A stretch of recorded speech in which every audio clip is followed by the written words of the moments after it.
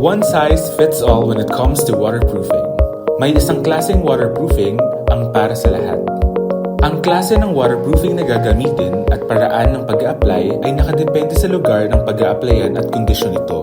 Hindi lahat ng waterproofing material ay effective i-apply sa iba't ibang konkreto.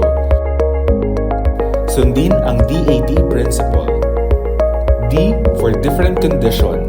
Suriin muna ang kondisyon ng konkreto, anong treatment ang kinakailangan at ang lugar na pag-a-applyan.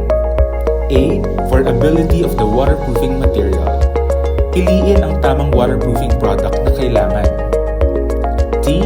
Time, cost, and labor. I-consider ang time at cost base sa iyong budget at paraan o proseso ng i-apply. BuildRight's technical experts can guide you through this process to ensure the best results.